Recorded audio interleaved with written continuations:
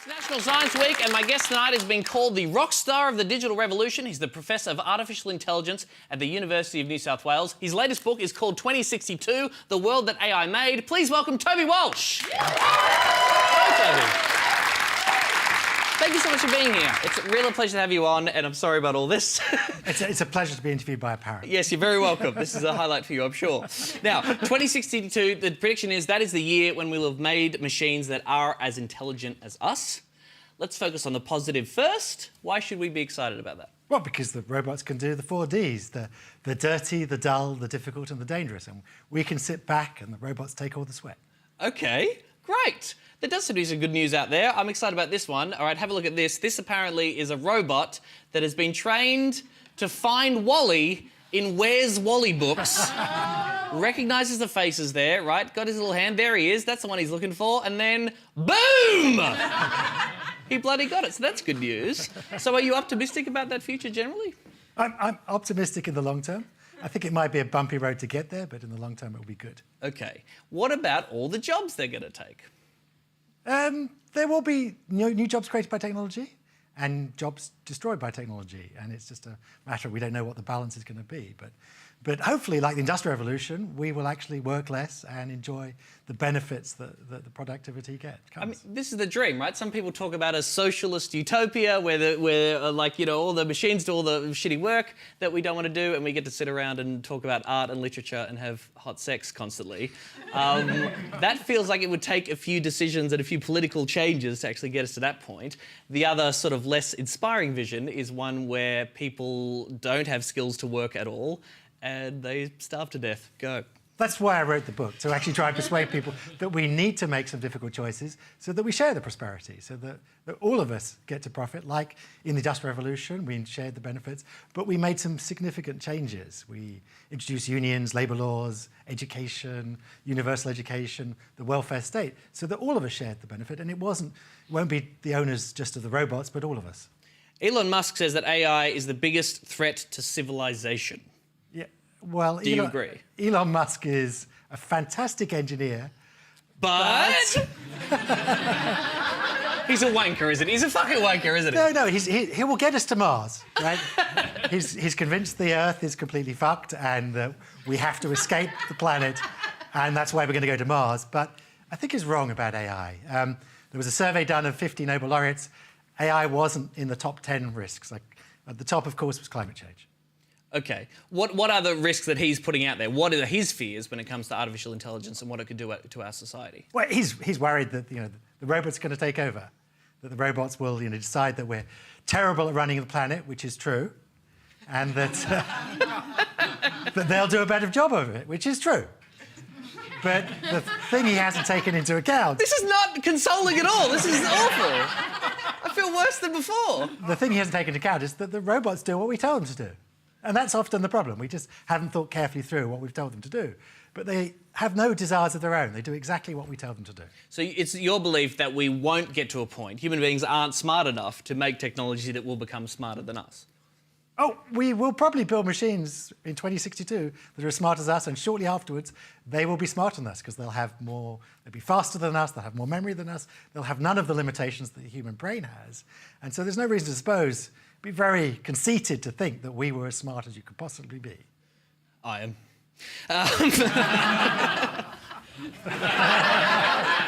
It's not a high bar to pass.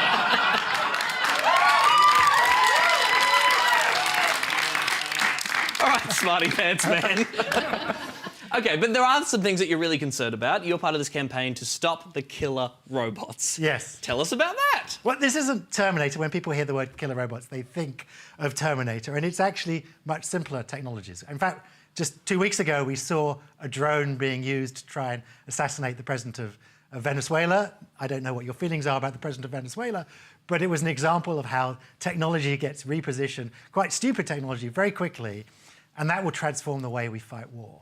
Well, as part of that campaign, you went to the UN and you've talked to a lot of people about that. You've got people like Elon Musk on board with this kind of campaign. Yeah, the campaign put together a bit of a promotional video, right, to imagine a fictional universe, or near future really, where we could see the impact of autonomous weapons. It is terrifying. Take a look. Inside here is 3 grams of shaped explosive. This is how it works.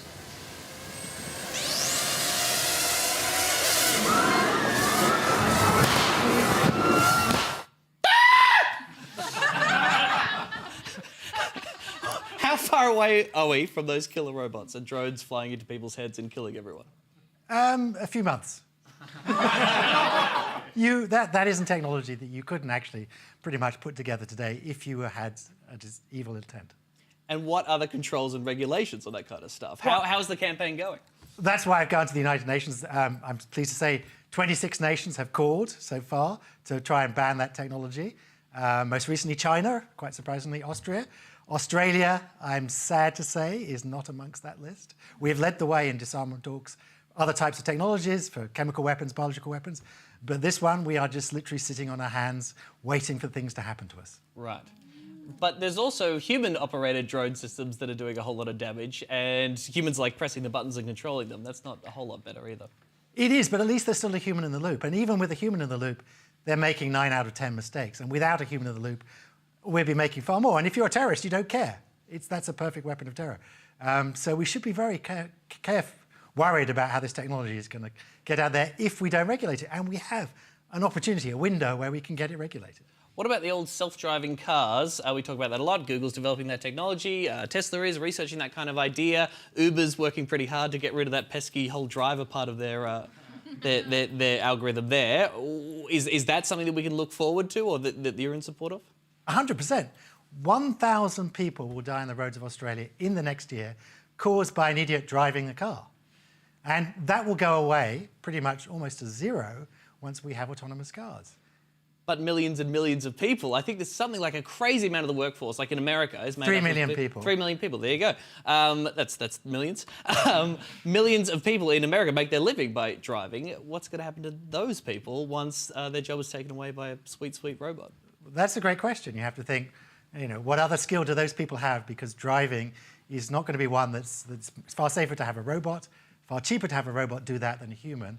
So for most of us, that's going to be great. Ubers are going to be the prices of buses, and transport is going to be given to the elderly, the disabled, the handicapped that they don't have today. But if you're someone, the irony is the Uber driver, newest job on the planet, is the shortest lived job on the planet. Mm.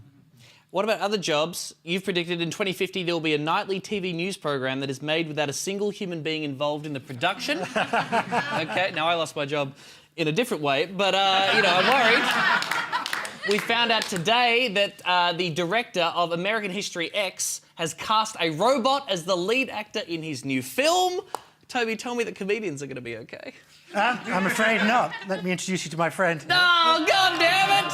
Who's this? This is Mechanoid. Just let me turn him on. Mechanoid. Okay, this is a robot that you've brought in. Yeah, and actually, my daughter made him, so he's not a very complicated robot. Oh, hello, Mechanoid. At your service. Hello. Does he do comedy? You are in main LIM library. Okay. Press green button to list commands. Press blue button to he just goes exit off on to his own. main menu. Okay, tell us a joke.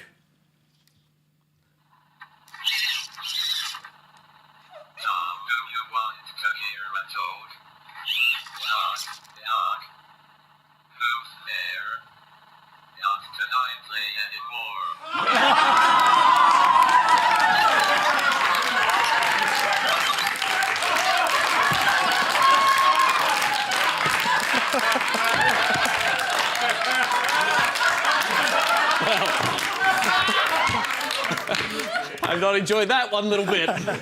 Ladies and gentlemen, the book is called 2062, The World That AI Made. Please thank Mechanoid and Toby Walsh, everybody. Thank you very much for being here, sir.